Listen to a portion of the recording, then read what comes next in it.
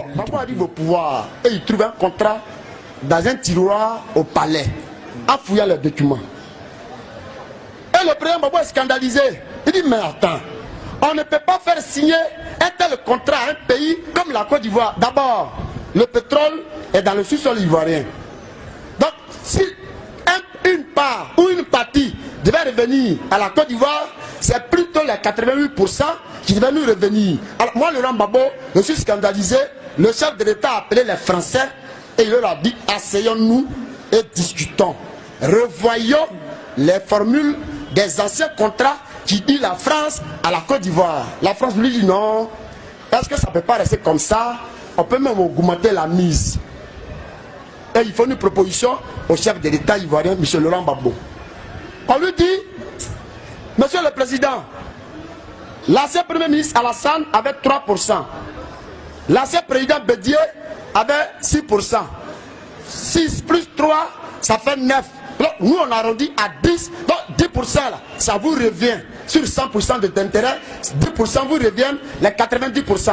Nous, la France, on a toujours 88%. Il reste combien? Les 2%, c'est pour l'État. C'est là toutes les divergences ont commencé. C'est que Laurent Gbagbo n'a pas accepté. Gbagbo dit non, je ne suis pas venu ici pour m'enrichir sur le dos des Ivoiriens.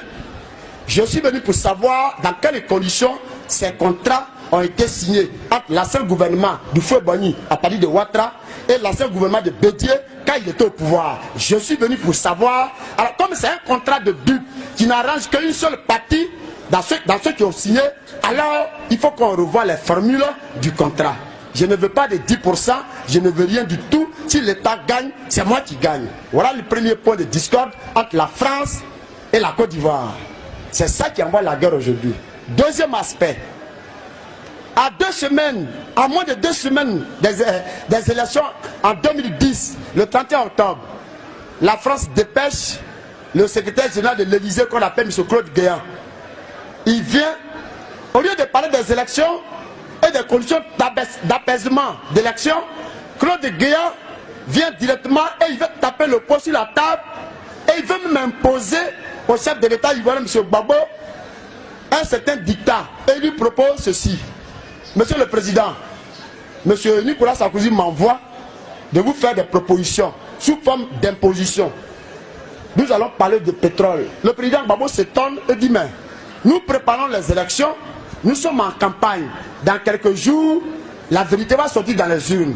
Moi, j'ai pensé que le gouvernement français vous a envoyé pour que vous et nous, on puisse parler dans les conditions dans lesquelles les élections vont se dérouler. Vous laissez ce sujet important, vous me parlez de contrats. Est-ce que ça ne peut pas attendre après les élections? Proposait le président ivoirien. Claude Guéant prend la parole et dit, Monsieur le Président, les élections, nous vous promettons la victoire. Chez nous en France, vous l'avez déjà gagné. La seule condition de cette victoire, on parle de pétrole. On revoit le contrat. Ce qui va nous revenir, ça nous revient. Ce qui va vous revenir personnellement, ça vous revient. Ce que l'État gagnera, l'État aura ça. Si seulement si on a fini ça, les élections, ce n'est qu'une formalité qu'on va remplir. Donc, Monsieur le Président, nous vous proposons 10%. Gbagbo dit non, je n'avais pas voulu, je ne le veux pas et je ne vais pas le vouloir. Allons d'abord aux élections, après on va voir. La France prend la parole et dit, Monsieur le Président, si la première proposition, ça ne vous sied pas, nous souhaiterions sur les gisements de pétrole, et ils ont même recensé ça, hein, depuis Aboisseau jusqu'à Tabou, sur le littoral, il y a plusieurs gisements de pétrole.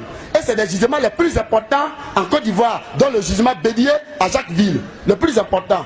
La France dit que c'est ça, elle veut. Maintenant, au niveau d'Aboisseau, il y a 3 grands gisements. Sur les 3, la France propose qu'elle veut 2. Il faut que le seul gisement là nous revienne. Voilà le deuxième point de discorde. Quelle a été la réaction du chef de l'État? Le président dit, Ebouenda, dans le village natal de M. Si Amara. Et ça en télé. Merci beaucoup. Ebouenda, c'est à Boisseau. Le chef d'État dit quoi? Il dit, ben, je ne peux pas accepter, et la Côte d'Ivoire ne peut pas accepter que sur 3 gisements de pétrole, vous seul, vous vouliez prendre 2 pour que le seul qui reste là revienne à la Côte d'Ivoire. je souhaite plutôt que la Côte d'Ivoire est 2 et que la France est 1. Claude Guéant est fâché. Il entre dans toute sa colère et il tape sur la table pour influencer le débat. Croyant le faire et pensant que le président Laurent Gbagbo, on peut l'influencer, le président Gbagbo prend la parole et dit: Monsieur Claude Guéant, on ne peut pas se mettre d'accord. Si vous voulez, nous gardons les 2 puits ou les 2 gisements. Le seul gisement qui reste là, ça revient à la France. Maintenant, quant au gisement Bédier, ce qui se trouve à Jacquesville, nous allons partager les taux d'intérêt. Chacun aura 50%. Chaque parti aura 50%. Voilà ce qui soulève la colère des Français. Donc, il n'a pas été convaincu. Finalement, au niveau d'Aboisseau, la France a eu son puits de pétrole. La Côte d'Ivoire a eu ses 2 puits. La France a son puits de pétrole avec Total. Il prend le pétrole et il va rendre compte au gouvernement français. Et il dit à Nicolas Sarkozy: je suis allé négocier le pétrole avec la Côte d'Ivoire. Mais ça n'a pas été convaincant. Ça n'a pas été rassurant. L'homme qui est assis à Abidjan, qu'on appelle M. Laurent Gbagbo, n'est pas prêt à céder aux anciennes formules des contrats. Et il veut coûte que coûte aller aux élections. Et il nous a même proposé: est-ce que ce contrat ne serait pas possible qu'on le traite après les élections? Donc laissons-le aller aux élections et après on sera hypocrite. Voilà le jeu qu'on a réservé à M. Laurent Gbagbo. Le président Gbagbo sort, et je l'ai bien écouté lors des campagnes, lors d'un discours en campagne présidentielle. Le chef de l'État disait, et je cite: je suis le président de la Côte d'Ivoire pour les intérêts de la Côte d'Ivoire. Je suis le président de la Côte d'Ivoire. Je souhaiterais que les Ivoiriens me soutiennent pour que je sois élu président pour les 5 années à venir. Parce que ce que je vois à l'horizon, il y a des nuages. Il faut que ce soit moi, derrière moi, vous. Il faut que nous, ensemble, on puisse dissiper les nuages. Gbagbo, comme un prophète qu'il avait prédit, voilà les nuages aujourd'hui que nous vivons en Côte d'Ivoire. Faux ou vrai? Acclamez Dieu l'Éternel qui se manifeste. La France est trop collée à la Alassane. Parce qu'ils ont dit, avec Laurent Gbagbo, ce que nous voulons gagner, c'est pas possible. Avec Alassane au moins, il n'était pas président, mais on a eu un peu. Maintenant, s'il est président, on aurait la totalité. Donc il faut alors tout faire. On fait comme si on a décéléré un peu. On laisse le président Gbagbo et la Côte d'Ivoire aller aux élections. Oh, les dés étaient déjà pipés. C'était déjà des élections préméditées, préfabriquées. Tout était déjà planifié. On allait au semblant d'élection, sans nécessairement passer par le désarmement. Oh, c'était le point focal que nous attendions à cette époque. On allait aux élections.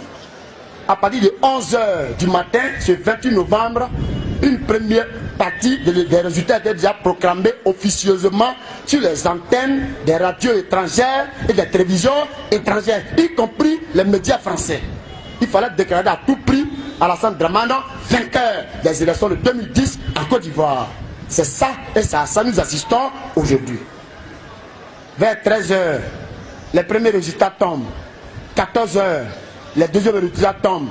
15 h, tout est bloqué, il n'y a plus de résultats. On ne comprend rien. On dit, bon, comme la loi prévoit 3 jours d'abord pour que la CEI puisse se prononcer, la CEI a utilisé les 3 jours. La même loi, la Constitution prévoyait une semaine après les 3 jours de donner le temps suffisant à la CEI de proclamer tous les résultats provisoires officiels.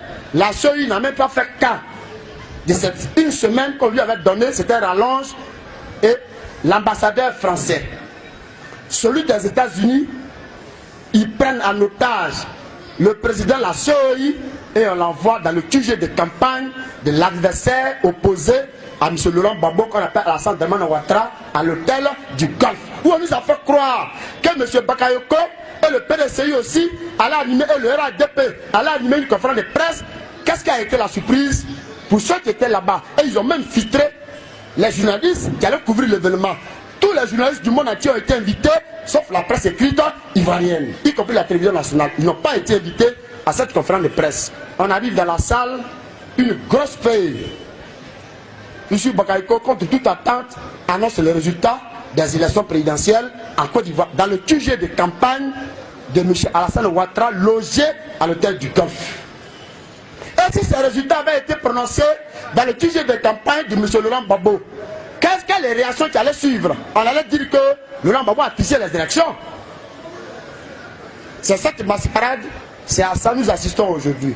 La France rentre alors dans tous ses états.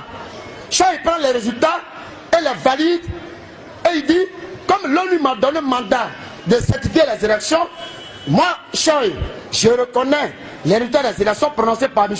Bakayoko. Je reconnais que c'est M. Alassane qui est le seul et unique vainqueur de ces élections. Si vraiment il y a eu élection, tout autre résultat, ça ne m'intéresse plus. Je reconnais Alassane. Choi appelle alors Ban Ki-moon, son patron, qui est assis à l'ONU, et lui dit, c'est mon rapport là, qui est le seul vrai rapport. Il ne faut plus jamais prendre un autre rapport. C'est ce que je vais te dire comme rapport. Il faut prendre ça comme argent comptant. Ban Ki-moon prend le refrain et dit, moi aussi, si Choi me dit ça, c'est lui qui est sur le terrain. C'est tout ce qu'il me dit là, sans vérifier, comme parole d'évangile, j'y crois. Ban Ki-moon prend la parole et dit, si Choi reconnaît Alassane, moi je reconnais Alassane. Ban Ki-moon alors appelle Nicolas Sarkozy et lui dit, il faut qu'on soutienne ensemble Choi. C'est son résultat qu'il a prononcé, c'est ça qui est le vrai résultat. Tout autre résultat est nul et de nul effet. Laurent Gbagbo est mis en minorité, il est coincé, il fallait créer une situation, celle qu'on vit aujourd'hui. Deuxième aspect, dans la deuxième étape, il fallait maintenant passer aux pressions, aux tueries. Tous ceux qui sont en train au chef de l'État, tous les partisans de Laurent Gbagbo, il faut les exécuter et mettre ça sur le compte du chef de l'État pour dire, comme il a volé les résultats des élections, tu ne veux pas partir. Tout ce que l'on appelle tuerie en Côte d'Ivoire, c'est Laurent Gbagbo qui tue parce qu'il est un dictateur. Il a volé la victoire à Ouattara. Alors, il faut que le Comore vienne en Côte d'Ivoire pour l'enlever brutalement au palais pour qu'Alassane Ouattara puisse prendre sa place. On a fait toutes les acrobaties possibles. Rien de tout ça. Arrive alors le panel. Le panel envoie des experts ici. Les experts ont fait leur travail. Au jour d'aujourd'hui, personne ne peut nous dire quel est véritablement le travail des experts. On a tout balayé parce que la mascarade était déjà goupillée à l'avance. Nous sommes allés à l'UA, à Addis Abeba. Les experts, les 15, ont fait leur travail propre. Ils ont pris le résultat de ces travaux, on les a mis de côté. Et on nous sert du déjà vu, du déjà entendu. Le résultat de Ouattara, que Choi a prononcé, c'est en Côte d'Ivoire ici. Alors si on doit encore le répéter et payer transport, aller à l'UA, c'est une perte de temps inutile. On revient et vers la fin on dit bon, nous reconnaissons Alassane Ouattara comme président. Élu en Côte d'Ivoire, que le monde entier reconnaît, mais nous demandons au Conseil constitutionnel de l'investir. Nous reconnaissons Alassane d'être élu. Comme nous, le monde entier, on le reconnaît. Hein. Mais pour qu'il soit vrai président, il faut maintenant que le Conseil constitutionnel l'investisse. C'est tout simple. Hein. Là où on devrait commencer, c'est par là on termine. C'est une manière de dire au monsieur Alassane, c'est une manière de dire à l'UA, c'est une manière de dire à l'ONU et à tous ceux qui le soutiennent, si le Conseil constitutionnel n'a pas investi, tout acte que tu poseras sera de nul et de nul effet. Ouattara ne peut pas signer un chèque. S'il a signé un chèque en tant que président, on ne peut pas retirer l'argent dans une banque parce que ce n'est pas certifié par un décret.